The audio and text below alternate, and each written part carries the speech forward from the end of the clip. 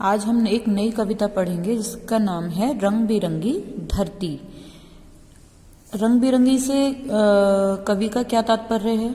रंग बिरंगी ये कि हम उसमें पेड़ पौधे उगाएं तो बहुत सुंदर हरी हरी दिखाई देती है। समुद्र का पानी कैसा है हमारा? नीला। तो वो अपने आप में ही वो देखने में बहुत खूबसूरत लगती है।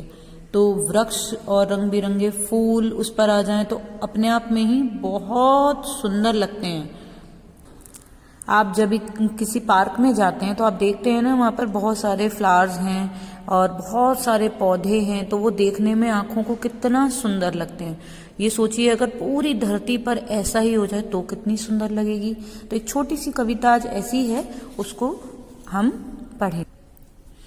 रंग बिरंगी धरती बच्चों, रंग बिरंगी धरती, देखो बच्चों इस धरती पर वृक्ष हरे लहराते, इस पर बैठे पक्षी मीठे मीठे गीत राग सुनाते।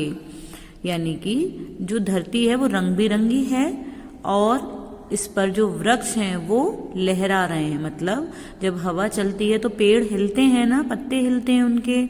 और पक्षी कहाँ, अगर पेड़ सूखा होगा तो सूखे पेड़ पे बच्चे बैठेंगे, तो वो जो राग पक्षी जो चहचहाते हैं वो किस पर? पेड़ पे, जहाँ हरे भरे पेड़ होते हैं वहीं तो पक्षी बैठेंगे, है ना। इनके नीचे रोज सवेरे छोटी हिरनी चरती, रंग बिरंगी धरती बच्चों, रंग बिरंगी धरती।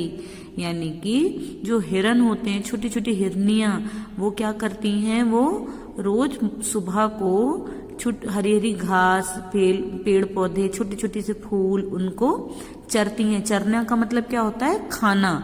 जो भी ये जो होती हैं गाय, बकरी, भेड़, ये लोग जो घास खाते हैं तो उसको हम चरना कहते हैं। ऊंचे ऊंचे पर्वत नदियां सबकी बात निराली, इसकी शान बढ़ा देती है जंगल की हरियाली। यानी कि जहाँ हरियाली है और पेड़ पौधे हैं और उसमें से नदियों में से पानी निकल रहा है पर्वत में से, वो अपने आप में और खूबसूरत लगने लग जाते हैं। जब ऐसा नज़ारा आंखों को दिखाई देता है तो बहुत सुंदर लगता है ना। बूढ़ी नानी इस जंगल की हरदम रक्षा करती, रंग बिरंगी धरती बच्चों, रंग बिरंगी धरती। कुछ लोग ऐसे होते हैं जो प्लांट्स को तोड़ते हैं, उनको तोड़ मरोड़ के फेंक देते हैं। कुछ बच्चे भी शरारती होते हैं, लेकिन कुछ लोग होते हैं जिन्हें पौधे लगाने का शौक है, गार्डनिंग का शौक है। तो ऐसे ही इस कविता में एक बूढ़ी नानी को बताया है जो उन पेड़ पौधों को ध्यान देती हैं, उनको पानी देती हैं, उनका ध्यान रखती हैं। तो ये नानी है।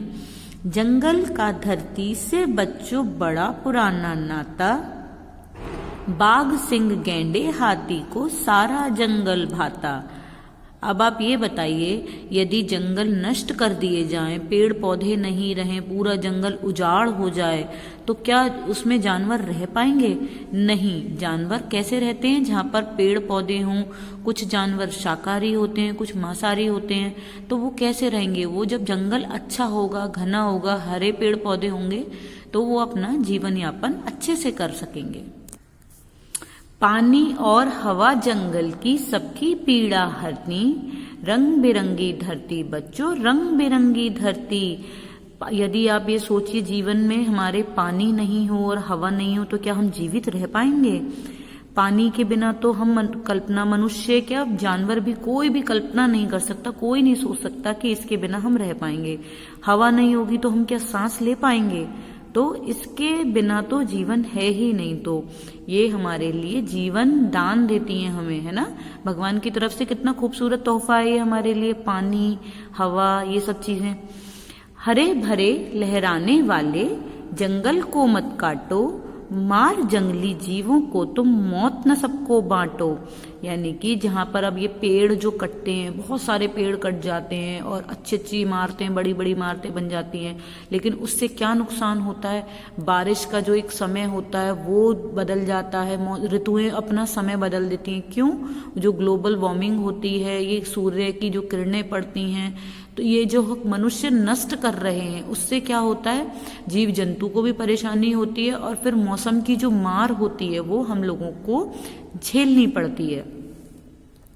जीवन जंगलों के मिटते ही सारी दुनिया मरती, रंग बिरंगी धरती बच्चों, रंग बिरंगी धरती।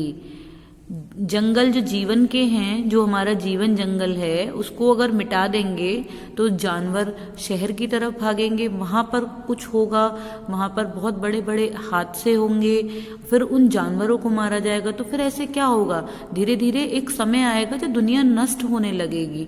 तो इस तरीके से हमें ऐसे काम कोई नहीं करने चाहिए। हमें बेवजह किसी जानवर को नहीं मारना चाहिए, और हो सके जितने ज़्यादा से ज़्यादा पेड़ पौधे लगा सकें उनको लगाना चाहिए, और लगा के भूलना नहीं चाहिए। उनको समय समय पर पानी देना, उनमें खाद डालना, जिससे कि वो बड़े हो जाएं और वो बहुत सुंदर लगें, और आने वाले समय में फल या फूल उन्हें हमें पेड़ से मिलें।